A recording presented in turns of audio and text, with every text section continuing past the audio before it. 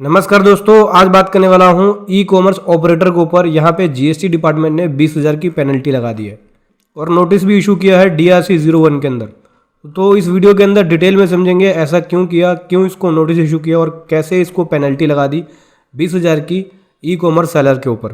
तो चलिए इसको डिटेल में समझते हैं। उससे पहले बताना चाहूँगा, जो भी भाई बंधु मेरे चैनल पर पहली बार है, इस वीडियो को पहली बार देख रहे हैं, जिन्होंने अभी तक सब्सक्राइब नहीं किया सब्सक्राइब कर लीजिए, साथ ही साथ बेल आइकन पे भी क्लिक कर लीजिए ताकि इस तरह का कंटेंट आपको मिलता रहे। सो दोस्तों, यहाँ पे हुआ क्या है, एक टैक्स पेयर है जो कि बिहार का है और इसे बिहार जीएसटी एक्ट के अंदर यहाँ पे नोटिस इशू किया गया है। देख सकते हैं, ये है नोटिस DRC 01 के अंदर नोटिस इशू किया गया, ठीक है। जहाँ पे बोलते हैं डिपार्टमेंट की टैक्स पेयर ने यहाँ पे आउटवर्ड सप्लाई को कंसील्ड किया है। कंसील्ड का मतलब हो जाता है छिपाना, ठीक है।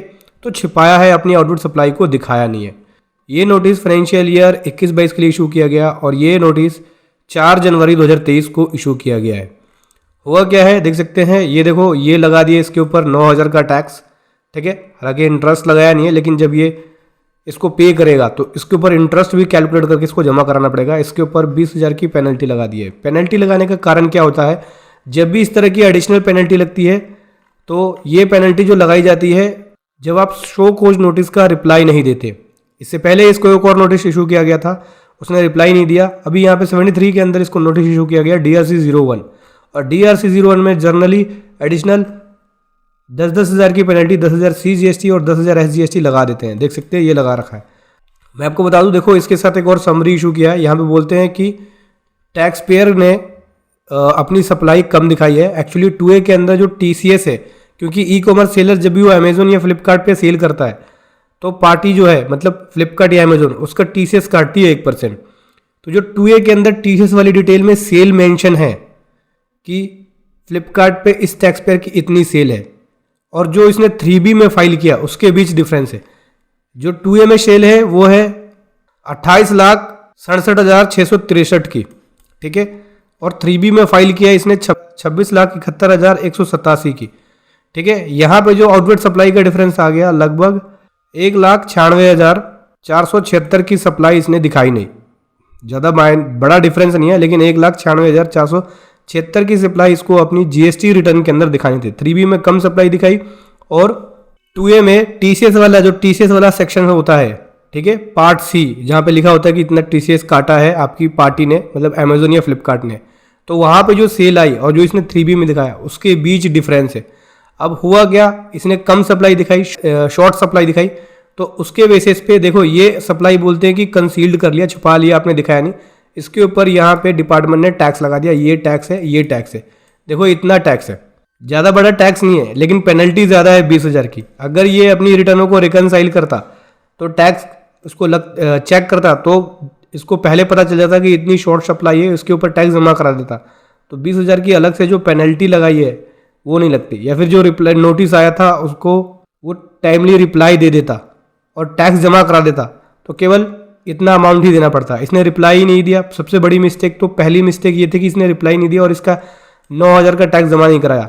अब 9,000 का टैक्स ना जमा कराने की वजह से 20,000 की एडिशनल पेनल्टी लगी। टोटल अभी से 29,000 रुपये जमा कराने पड़ेंगे, प्लस इंटरेस्ट भी लगेगा। अभी एक कारण और भी था, अगर ये अपनी एनुअल रिटर्न फाइल कर रहा था तो उसी समय वो TCS के क्रेडिट को देखता और 30 नवंबर तक अपनी सप्लाई को दिखा देता, तो इंटरेस्ट से भी बच जाता, ठीक है, और उसका टैक्स पे कर देता। उसका टैक्स वो ITC के जरिए भी पे कर सकता था। लेकिन अभी जब नोटिस इशू हुआ है तो केवल कैश लेजर से ही पे करेगा, इसका चालान क्रिएट करके पे करना पड़ेगा, और जब पे करेगा तो उसको इंटरेस्ट भी इसके ऊपर जमा कराना पड़ेगा। देखो, इंटरेस्ट जो है सेक्शन 50 सबसेक्शन 1 के हिसाब से आपको जमा कराना पड़ेगा जब भी आप अमाउंट को पे करेंगे। इससे सीख क्या मिलती है दोस्तों, देखो, इससे सीख यही मिलती है कि जो ई कॉमर्स सेलर है लाइकली नहीं लें जो भी 2A के अंदर TCS क्रेडिट में सेल है और जो 3B में दिखा रहे हैं वो सेल उतनी ही होनी चाहिए।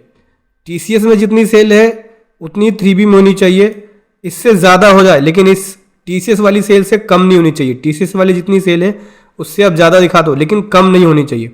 अगर कम होती है तो इस प्रकार से आपको रिकवरी के लिए टैक्स ऑफिसर नोटिस इशू कर सकता है, और आपके पास नोटिस आ जाए, आपको लगता है भाई जेन्युइन मेरी सप्लाई शॉर्ट है, तो आप टैक्स जमा करा लो। नहीं तो 15 दिन खत्म होने के बाद, जैसे ही आपको नोटिस इशू किया गया कि शॉर्ट टैक्स पेमेंट है, 15 दिन के बाद आपको DRC 01 में रिकवरी के लिए नोटिस इशू करते हैं और उसमें पेनल्टी भी लगा देते हैं। इसके साथ भी यही हुआ, पहले एक शो कॉज नोटिस इशू हुआ नॉर्मल, इसने रिप्लाई नहीं दिया, और रिप्लाई दे देता तो टैक्स इसका केवल 9,000 ही बनता। अभी टोटल इसे 30,000 रुपये प्लस इंटरेस्ट, मतलब 34-35,000 रुपये जमा कराने पड़ेंगे, जो कि ई कॉमर्स ऑपरेटर के लिए बहुत ज़्यादा ही है, क्योंकि ई कॉमर्स ऑपरेटर में जब ई कॉमर्स सेलर जो हैं उनका प्रॉफिट मार्जिन ज़्यादा होता नहीं, फ्लिपकार्ट अमेजन पे जो सेल करते हैं। तो दोस्तों मैं हमेशा बोलता हूँ, जब भी आप रिटर्न फाइल करवाएं खुद से ना करें, प्रोफेशनल्स की हेल्प लें, क्योंकि आप कितना बचा लेंगे, साल का वो 12-13 हज़ार रुपये लेता है, लेकिन अगर मिस्टेक कर दोगे तो देखो इस तरह से 20,000 की पेनल्टी लगी, वो आपको भारी पड़ जाएगा। तो रिटर्न फाइल किसी प्रोफेशनल से ही कराएं, खुद से ना करें अगर नॉलेज नहीं है तो। वीडियो कैसी लगी ज़रूर बताएं। Thank you so much. जय हिंद और वंदे मातरम।